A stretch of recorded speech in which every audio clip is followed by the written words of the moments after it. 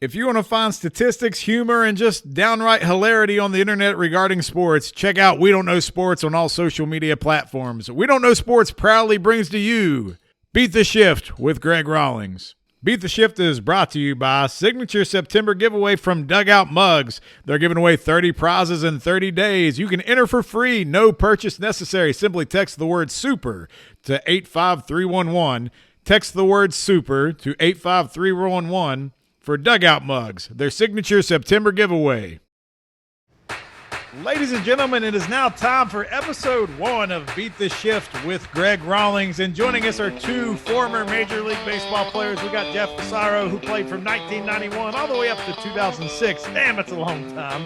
And then we got Mike Gallo, who's rocking his Packers jersey because it is kickoff weekend, but we begged him to talk baseball with us tonight, so he's here. Here's your host, Greg Rawlings. Hey, what's going on, guys? How you doing? Good.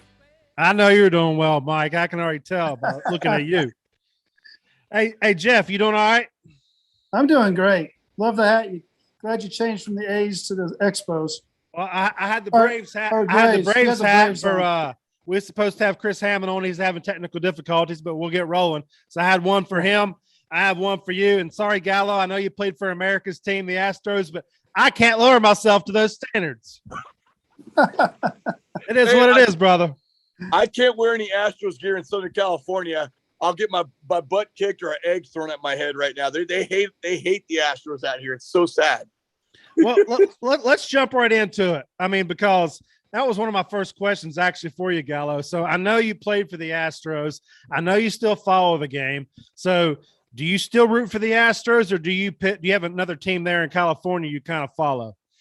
You know, when you get to the big league level, you kind of get alienated. I grew up a Dodger fan being down here in Southern California, but then as I had a pitch against the Dodgers and I got jealous that I never got an opportunity to put a Dodger jersey on and play for LA, I kind of got some animosity built up against them a little bit as I got into the business side and the player side of the game. But as I've gotten older, I kind of root for players more than teams now. And so I did go to that first game that Matt Scherzer did when he pitched for the Dodgers, his first game with the Dodgers. I took my son, and I'll tell you right now, that was not a PG-13 fan atmosphere. I mean, the profanity against the Astros, Altuve and Correa, I mean, it was relentless. I got my 7-year-old son, and I'm hearing F Altuve, and every time he came up to bat, F Correa. So, there's a lot of bitter, very bitter fans out here. But at the same time, I think it's cool that the Astros right now, with all their turmoil, they lost their coach. Now they're in first place in their division, and there's no cheating. So we say there's no cheating. I still think the iPads in the dugouts got to go.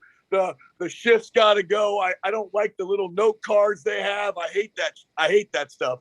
So long story short, study your reports before the game and then go play the game. You don't need little reminders in between innings and pitches. I don't like that stuff, but I know I'm going off on a tangent here, but I am still rooting for the Astros a little bit to show everybody that they're a good quality team and they're not cheating. But I just love the drama. It's fun. And you led me into my follow-up question, Mike, because the Astros have ran that division for the last several years. And it's been a few years now since we've had the cheating scandal. Yeah, we've dealt with COVID. I got that. But is it time for the baseball world to forgive the Astros? Because they are a good team. Have they paid their dues, I guess, is my question. To me, there's 90% of that roster never even was involved with that crap. So it's time for America to move it on, because if we're going to go on that tangent, why are still people rooting for the White Sox? Because you got to go all the way back to the Black Sox scandal. Obviously, those players are long gone, but do you still hear people talking smack about the White Sox? I mean, there's just, to me, the White Sox scandal was a lot worse than, okay, so we got your signs. Yeah, I got you. Put Shoeless in the hall, right? Exactly. And Pete, too. Bring Pete in there. But anyways. I mean, so like we're talking about the White Sox and that Field of Dreams game this year, to me, baseball fan, former players, the guys, even the players that were in the game, dude, that gave me chills just watching how it all took place. What did you watch it, Jeff? Yeah, I watched it. I thought it was very well done. And you couldn't have had two better teams doing it. The way it ended was perfect. And it is definitely something baseball needed. It was a great big shot in the arm for baseball in general. I don't know if it's like, I know they've got the game scheduled for next year. I don't know if this is an every year thing or something, or if it was just something that was done so well that they don't need to try to repeat it because you don't know what you're going to get from it now on. You're not going to be able to top that game. There's no chance. Whatever game's played after this game that was played this year, you cannot top that game, the way it ended and stuff. So, but I thought it was done very well. I love the atmosphere, the way they did it. And I love the fact that they gave the tickets only to the people who live in Iowa. That's awesome. First big league game in the history of Iowa, and it ends on a walk-off home run into the cornfield. You can't make this shit up. Nope. It was awesome.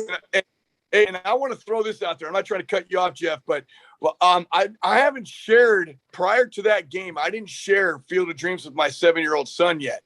But since he saw that game and he watched the highlights and he's like, Dad, what's the Field of Dreams? What is it? I put that movie on for him. And now the last 3 weeks, the kid's watched it 3 or 4 times and he's only 7 years old. So I'm glad that game happened. I'm kind of jealous. I wish I would have got to do something like that. Absolutely. Don't we all? Yeah.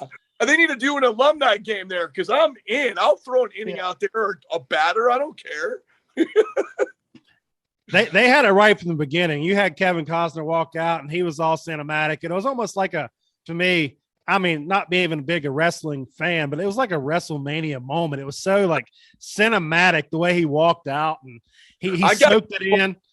I felt like the players were more excited to see him than he was even of the players. Like they all walked up and shook his hand and lined up and they were just in awe of just looking at him. Yeah. I think so too. I mean, he is kind of an icon for baseball movies. Right, absolutely. A couple of them are really good, and a couple of them are a little so-so. Yeah, I want to throw this out, Jeff. Did you hear? And you guys, Greg? Did you guys hear this rumor that the reason why the lights went out in Baltimore for Cal Ripken was Kevin Costner was shacking up with the wife of Cal Ripken? Is that a true story, Jeff? Jeff, we were there. We were there playing.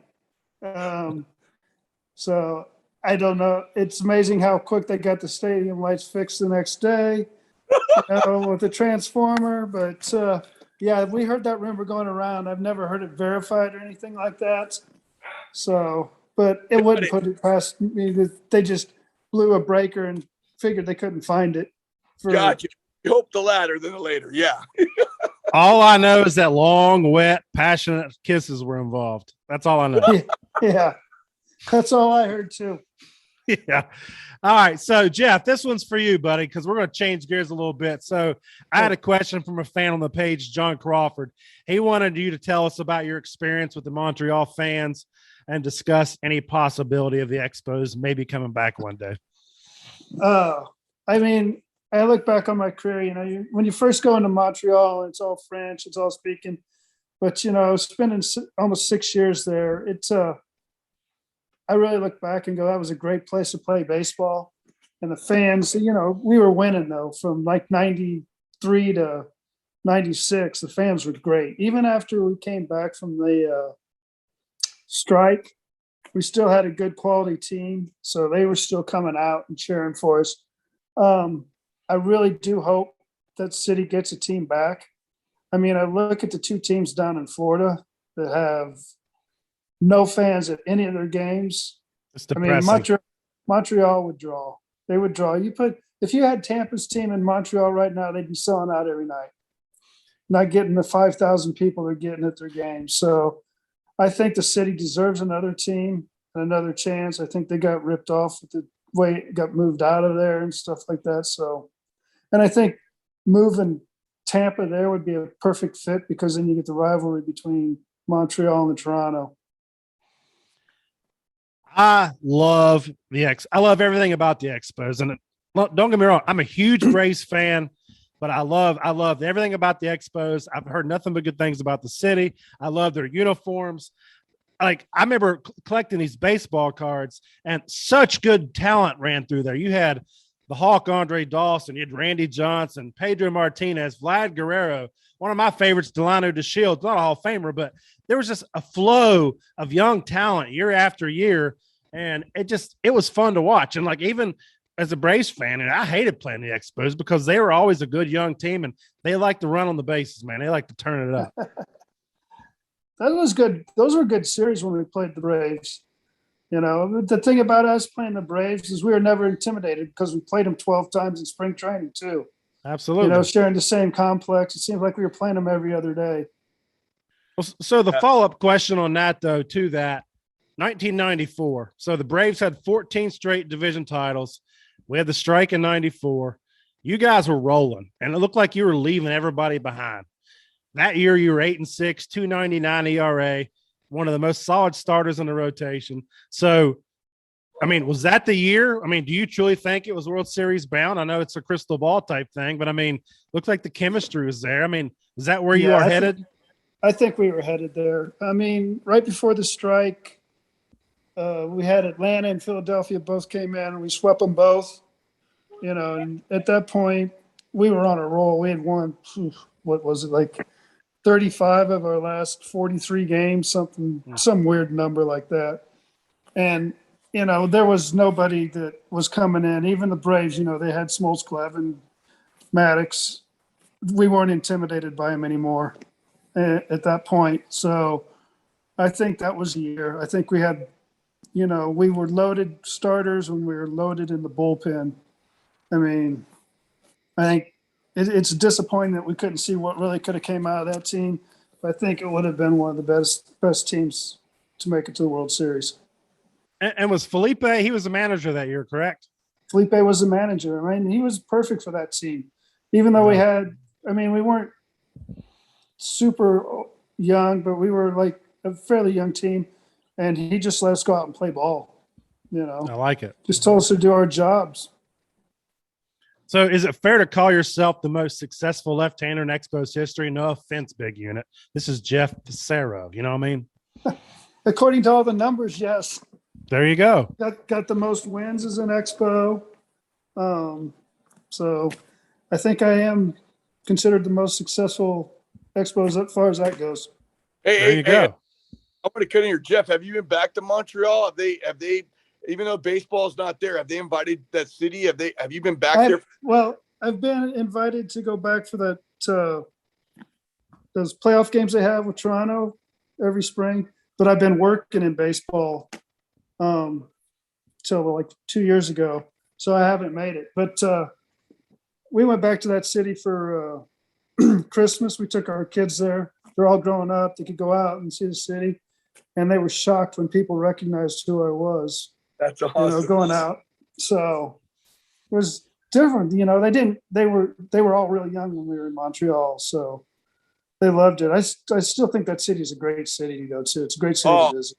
Hey, you guys, in 2003, I got called up around the 4th of July. And 2003 was, I want to say was the last time. Was 2003 the last year the Expos were there? It might be. Yeah. So back then I never had a passport. And when I got called up, everybody's like, you got to have a passport. You got to get a passport. I'm like, what do you mean I got to get a passport? We're playing the Expos next series. So here as I'm a rookie, we go up to Canada, and what a cool experience. I was 26 years old, rookie, bright-eyed. I played in the Penn League. That was the closest I ever got to Canada. We did play at St. Cat's, I think it was, when I was in the Penn League, going through the system. But never forget how wild it was. The French, the scene just at night was just amazing, and the city's just so alive with life, and I'll never forget that as a rookie. Yep. I mean, I got called there. They weren't on the road. I went to Montreal, and it's, you know, you walk in, you go, okay, somebody's gonna pick you up and take you to the hotel because you won't understand where you're going first. But and the smell of the stadium. Granted, I got there in 2003. I'll never forget the smell of carpet or something in that stadium. It was old and musty. I'll never forget. It wasn't much better than the Astrodome wasn't much better though at the time either. Yeah, and you know what? I got blessed because when I got to Houston, it was already Minute Maid Park. I never even stepped foot in the Astrodome. I wish I did. Yeah. No, the Astrodome was a little rough by the time I got there and got to play in it. You know, they hadn't kept it up very well. Was it a pitcher's park? Yes. Yeah, I heard it was a graveyard. That's when they asked Bagwell and Biggio, when they were doing the stadium at Minute Maid, what dimensions do you prefer to left and right field? And they made it a bandbox at Minute Maid. I threw a changeup to Freddie Garcia. I'll never forget it. He played for the Pirates, I think, at the time. I threw him a changeup, had him on his front foot. He popped it up, and I thought it was a can of corn, and it ends up in the Crawford boxes in left field. I was like, what a joke. I got the hitter off balance, and he still popped it up into the left field for a home run. I was like, this stadium's a joke. Hey, Mike, I got one for you. This is off topic, but World Baseball Classic. You played for Team Italy, correct? Yes. What was that experience like? It was cool, but at the same time, I was all thinking, well, first of all, our bench coach for the Astros was Italian, and he just said, hey, can you prove that you're Italian? I said, well, my last name ends in a vowel. I think I can make it. But long story short, that experience was cool. I thought I was going to go to Italy or something, but no. Our spring training at the time, obviously with Houston, was in Kissimmee, and it just so happens our bracket was played in Orlando at the Disney Wide World of Sports in Orlando. So that's where, where the Braves play their spring training. So it was a cool experience. It was a little bit weird though, because I had to speed up my training to get game ready a little bit sooner than I had to before. And, my body responded pretty well, but I didn't like the fact that I had to speed up quickly to gain speed because, granted, we were facing the Dominicans, the Dominican Republic, and Venezuela. 90% of the roster was all big league. So it was just an all-star team of studs on those teams. But, Piazza was our DH. Tommy Lasorda gave us a rah-rah speech of his Olympic victory. I'll never forget, we're in the shower at Wide World of Sports, and Tommy comes in and he's talking about, we were the underdog and we came back. That was right before we played. I think it was Dominican Republic. And we did lose. We battled, we lost, but we handled Australia. But Dominican and Venezuela, they handled us pretty well. We just we didn't have the pitching depth. And I was just a left-handed reliever. I couldn't give them more than an inning or two. And not to say that I was shoving it or anything, but it was a fun time. I faced Miguel Cabrera, and I faced Miguel Cabrera back in the minor leagues. And when he got up to plate, I actually had to face him. Even though he's a righty, I'm a lefty. Normally I was pitching hold to just face lefties, but I got to face Miguel. And Miguel, we stepped out of the box when he looked at me and he's like, "What's up, Gallo? Rooster, what's up?" And I'm like, "Yeah, dude, I'm going to jam you, bro. I'm throwing you inside hard." How many major leaguers did you have on that team? I'm trying to think. We probably had about maybe 6 or 7 guys. That's hard to keep up. Yeah, we had some guys from Italy too. And I'm telling you, the locker room smelled of garlic and pasta sauce. It was pretty cool because they were Wow. No way. Yeah, Jeff, you would have been on Team Italy. You would have made it. Yeah. I probably could have came back and gave you an inning here and there. I'm telling you, you know who was our pitching coach was, God, why am I drawing a blank? I can see it. Closer for the Mets for a lot of years, and he's a good friend of mine. Why am I drawing a blank? Franco? Yeah, Franco. Yeah, there you go. Franco was our pitching coach, and he was a good guy. He's a really good guy. And, yeah. And, he just, and that's what's sad about baseball today, guys.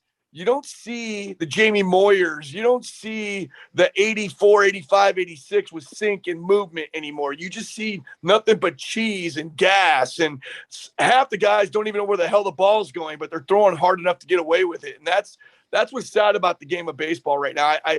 I root for those guys that throw 88, 89 like me, and you don't see that too often anymore. Like I'm excited to see Kershaw come back with the Dodgers. I thought his elbow was going to be blown out. They said it was a forearm injury out here in LA, but I'm like, that's Tommy John, you know. But you know, he pitches comfortably at 88, 89, occasionally 90 if he's feeling good. But he's a big dude. He's a big kid too. But I do miss seeing those lefties that can paint, change up with the change up sliders. Give me some two-seamers, some sinkers. I don't see that much anymore. It's kind of sad. Yeah. No kidding. Yeah. All it is who can throw 100 for us, and how long can they last? Exactly. It's just like next man up in baseball, guys. I mean, it's like they blow out, and it's like, okay, we have another guy that throws 98 down below, and he can throw the ball hard. He's only 21, but you know, it's crazy how this game's changed, you guys. I mean, it's Tommy John is almost rooted for now, because when you come back, you're just as stronger for most guys. But the rehab is hard. I know that. I've had this question before. It's like, how far would Greg Maddux be looked at today, given the fact that, you know, he threw 91, 92 in his early career, and then he was down like 89, but he could throw 4 or 5 pitches in any spot he wanted. But it was no heater to it. But I don't even know if they look at him. The only player I can think of today that's having mild success is Kyle Hendricks for the Cubs, and he throws about 89, 90, and he tops out there and has okay success. But it's everyone. Don't they call him the professor? I think so. I think it's a knockoff if you ask me, but we'll let him keep it for now. Exactly. Well, let's keep it rolling. So, what do you all think? And I'll start with Jeff about the universal DH. I know that pitchers are athletes too, and you probably hit a little more than Gallo did. No offense, Gallo, but I got 4 at bats. All right. So, should the pitchers be given a chance to hit, or should we just call this a experiment of the past and just let the DH be in both leagues? No, keep National League the way it is. I don't want to see a DH in both leagues. I think, it takes away from the game. The manager doesn't have to think. Just put your 9 best hitters out there and see what happens. I agree with you 100%. What do you think, Gallo? Yeah. Don't mess with the National League. Get rid of the shift. I don't like it. But we'll talk about that later. I know that wasn't the question, but yeah, you know what? I mean, you play defense, you should be able to get to hit. And that's just my opinion. Double switching is such an art. I love seeing double switching and all that. I mean, it's a lot of fun. DH, though, keep it in the American League. Don't get rid of it. Keep it there, because I know it's a job in the big leagues. You don't want to eliminate jobs. But, right, I agree with that. Yeah, but you know what? I mean, nothing pumps me up more than when you see a pitcher go yard. Yeah, I agree with you. I mean, but like, what I would like to see even better is the fact that, like, I remember back in like the 90s, or even before, you would have you'd play the World Series, and then those teams had never played each other during the regular season. So then it was a true, like, unknown experience between National League and American League. And now you have the interleague play, and they've all seen each other in the season. So I would almost like to even get back to that somehow, to where you're not seeing each other until you face each other in the series. But that's just me. I would agree with that. I mean, they started interleague play because they wanted to cut down on travel. Well, when I was playing, I was in Seattle for 3 years when the interleague play started. All of a sudden, we got to play they were the Florida Marlins back then. Oh yeah. That's not really cutting down on our travel. That's as far as you can go in baseball right now. So we were supposed to stay in the West, play in the West, and that was it. But that all went because all these other teams wanted to see other teams, or all cities, whatever you wanted to see other teams. So, we want Griffey out here in our city. We want, Rodriguez, so it all got blown out of proportion. I kind of wish they would go back to regular baseball, 2 divisions, and National League plays National League, American plays American League. There's another, then you don't have to worry about the DH either. Yeah. I mean, you see each other in the All-Star game and the World Series. Yeah. Hey, and you bring up the All-Star game. I truly enjoyed watching the All-Star game when the winning. Now, Jeff, you may disagree with me, but put something on the line for the fans. If you're a National League fan, you want your National League team to win because there's going to be something for you. I did enjoy it, but I guarantee. But on the other side, I do see when you win the most games, you should get the home field advantage. I get it. I understand it, but they need to do something with that All-Star game to drum up some more interest, in my opinion. Well, the problem with the All-Star game is the All-Stars that get voted in don't go play. I mean, Right. I grew up watching All-Star games like when the Big Red Machine was playing in the 70s and stuff. Pete Rose was in the game for 8 innings. Johnny Bench was catching for 7 innings. You know, the starting pitcher was throwing 3 innings. This was a big thing to those guys. Now these guys look at it as a joke. And I think, you know, you take away the incentive bonuses just because you get voted on it, they still get their bonus. If you don't play in the game, you don't get your bonus. Oh, brutal. Yeah, that game needs to be tweaked a little bit. Yep, something has to change. Yeah. You forgot he was bulldozing somebody's ass over too. Yeah. Well, you know, and I get it too. I mean, what if you're a GM of a team and your guys out there pitching and now because of guys throwing the ball 100 miles an hour, the chances of them blowing out is starting to rise. You know, that's why these guys are like, oh, I only want my guy throwing an inning because he could get hurt in the All-Star game and it's going to hurt our team to get and I get that. Well, put guys in there that want to play a couple innings, you know, pitch a couple innings. I'm all about that, you know? Yep. Why is a pitcher, a starter, all of a sudden have to throw 1 inning? You know, give them a few innings, and then you're not worried about your bullpen. Here. There you go. All right, so real quick, I touched on this on social media, I believe yesterday, and it was brought up about youth sports. So when I played sports, and I'm sure you guys too, obviously, you kind of played whatever sport was in season, and then you were always working different muscles throughout the season. You weren't just throwing year round. And then athletes were athletes. So now you have travel ball, you have all this stuff going on. You got daddy ball. So now kids are throwing every month, every week of the season in tournaments. You're just throwing money away at these tournaments. I'm not sure 12, 13-year-old kids' arms should be exposed to that type of, innings and pitch count. That's just me. But you think it has anything to do with the injuries we're seeing today, or is it just, everybody's just fragile now? I don't know. I don't know. I don't know if that. I think they should play other sports, just become better athletes personally. But I think there's no real direction on the way people are teaching pitching.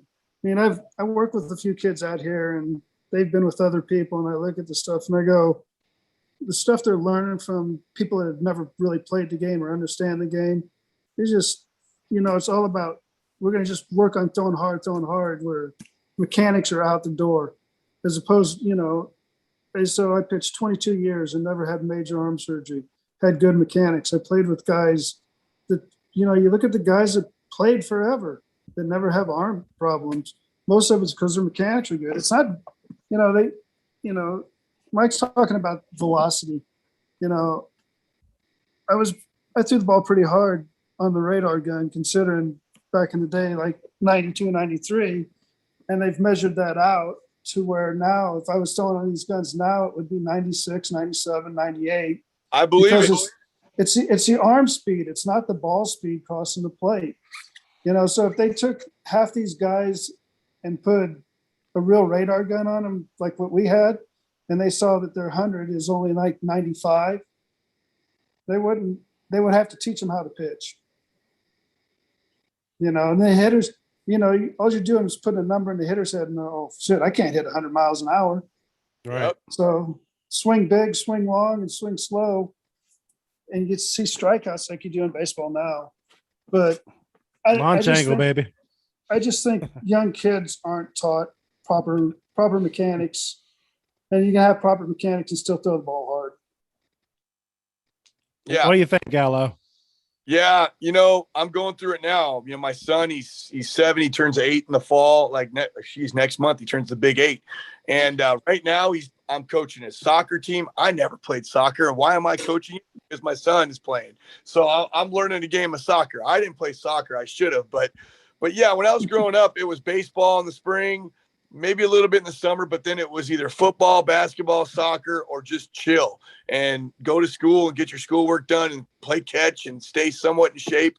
But, but overall, my son plays flag football on Friday nights, and then he gets to play some soccer. So he's not even touching a baseball.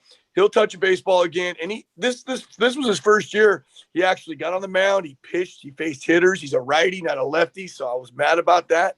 But overall, he got the experience facing some hitters, and his arm speed was pretty good.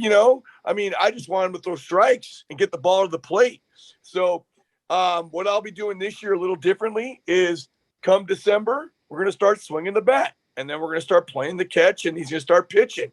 So then by February, he'll be ready to go. But in the meantime, he's playing other sports. Now, I see it all the time. Jeff, you get pitching lessons. I get pitching lessons too. And on the side, I used to do a lot more than I used to. But, I did a lot more in the past than I am now. I'm just too busy. I mean, it's really busy for me right now. But you see these guys, these coaches, they're like YouTube. I call them YouTube coaches. They watch YouTube and then they learn some things on YouTube. Then they're trying to explain it to their student or their kid. And you see a kid and he's flying open and his front side is weak when he's going to the plate, and so I have to tell these kids straight up, who's your favorite baseball pitcher in the big leagues? Watch those guys. And then after you get done watching them, I want to see you try and imitate what they do. Now, everybody's different, but in the meantime, proper mechanics. And obviously if they tell me a guy has terrible mechanics, but he's up there in the big leagues pitching, I try and say, let's pick another guy. But overall, there's like you said, bad mechanics lead to injury.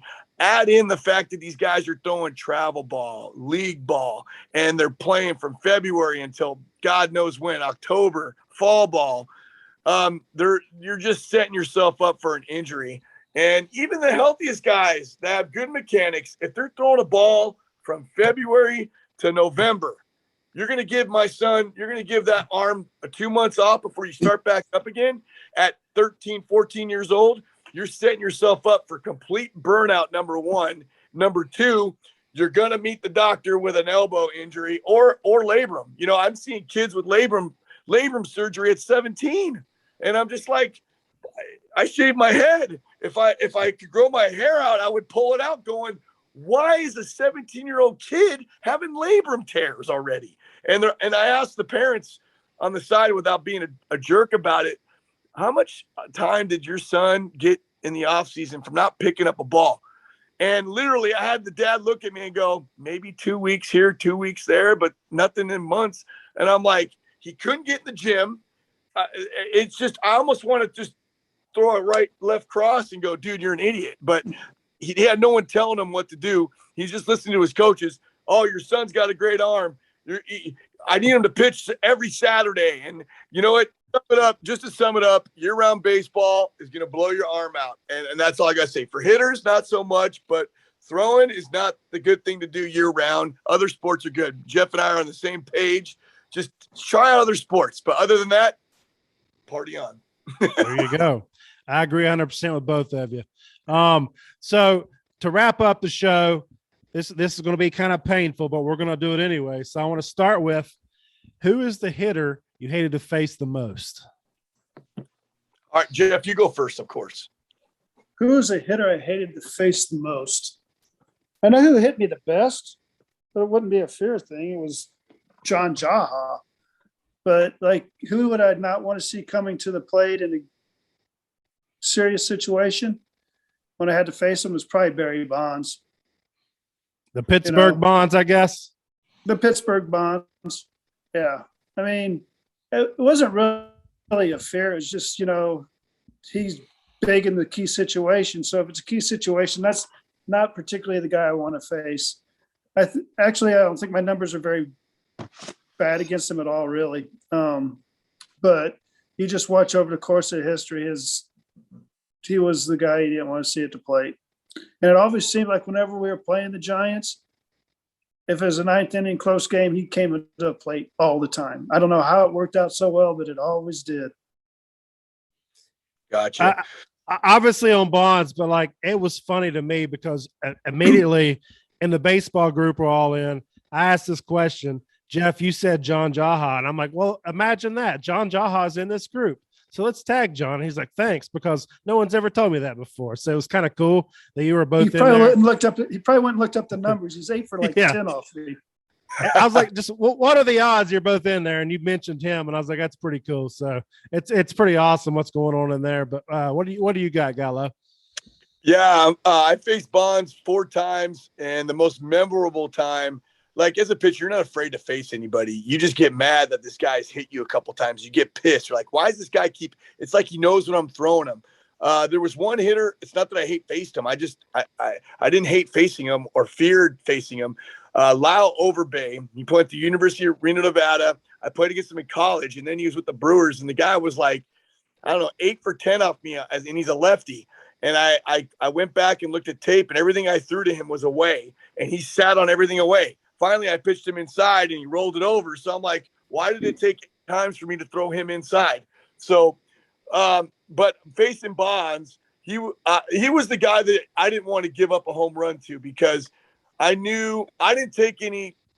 I know he's still denying that he took anything that he didn't knowingly know was a PED, but I had some animosity and going, dude, you were already a good player. Why do you need to dab in that stuff in the first place? But I get it. It is what it is. You did what you did. If you did, you didn't. But deep down in my bullpen, I had Russ Springer in my bullpen, and he told me, he's like, Great guy. Oh yeah, Russ, great guy. Russ told me every time I face him, I'm gonna hit him right in the back. And no lie, that game I faced him, he was tied with Babe Ruth in home runs, right? Career home runs. Russ drills him and gets thrown out of the game. And so the lineup went through the system with another pitcher. I forgot who threw right after him. But then I pitched the next inning, and then I was like, I remember Russ going, dude, I ain't going to get mad at you if you don't hit him, but just get him out. I said, okay. So previously he's hit a couple balls off me off the wall, like line drive, and I had to walk him a couple times intentionally after I fell behind 2. I fell behind 2-0 to him, and I had to intentionally walk him because my coach just said, just put him on. But I hung a slider to him. It was a 1-1 count, and I hung a slider, and he's tied with Babe Ruth, and we're getting our asses kicked. It's like 10-3 in the 6th inning. I'm in mop-up duty. I hung a slider to him, and it was one of those pitchers of the pitch where you throw it, and you're like, oh, shit. I just hung a slider, and he popped it straight up in the air. I don't know. I think it was Bagwell caught it, or I don't know. Somebody caught it in the infield, and it was the 3rd out. And I just pumped my glove like I just won the World Series. I was like, yes, you're not getting that tying home run off me, dude. I'm out of here. But yeah, but I mean, it was not that he was feared. He was a good hitter. And when you have some other PEDs that were involved, it makes it that much more. He's a much more dangerous hitter to face. So, overall, yeah, I'd say Bonds was the most challenging hitter you had to face. And that was about it. But I'm privileged that I could say that I didn't give up a home run to him. I can appreciate that. So, Jeff, do you remember if you gave one up to him or not? I gave up 2, one pre-steroid, one steroid. But the one with steroids is in Colorado, so I don't know if I really count that. Was it Jeff, were they fastballs? Were they breaking balls? The one in Colorado is a breaking ball. The first one might have been a fastball in Montreal. Got it. But I mean, 2 home runs and 40+ at bats is pretty good. Impressive. You'll take that ratio. Yeah, way better than Maddox. Yeah. You had to throw that in there, didn't you? Just the dagger. Hey, Jeff, did you ever talk to Barry, in batting practice towards the end, like at batting practice or anything? Was he a jerk to you, or was he? No, I played with him for the last 2 years. I played with him, and he's actually he wasn't that bad a person in the clubhouse. Yeah, it seems like he could be. Yeah. Jeff Kent. I was teammates with Jeff Kent. Jeff Kent didn't like him. No, I know they didn't get along at all. No, there you go. He wanted to. Yeah, I asked him about that when I was my second year in the league, and Jeff Kent goes, "I don't like that guy too much." I was like, "Okay." Well, I mean, a lot of people felt that way about Kent too, from the outside. Yeah. But yeah, we could sit here and talk all night. I know Jeff's got to get out there and enjoy the town, and I don't blame him. I'm going to enjoy a few more beverages here myself when I do my football segment. But, guys, it ran a little long. I apologize for the technical difficulties. I appreciate your time, and I would love to have you on in the future down the road, maybe next year when baseball's firing back up. But, guys, I appreciate it. It's been fun. Yeah. Hey, Just Jeff, I want to give you a prediction really quick. Give me your World Series. Who do you think is going to be in the World Series this year? I think I mean- it might be a repeat from last year, Dodgers Tampa. Woo! I'm calling Dodgers Astros because I want that drama. There you go. Okay. Guys, I love it. I appreciate it. I appreciate your time. And until next time, guys, thank you. Thanks, Okay. guys. Thank- Take Take care, care. Jeff. See you guys. You too.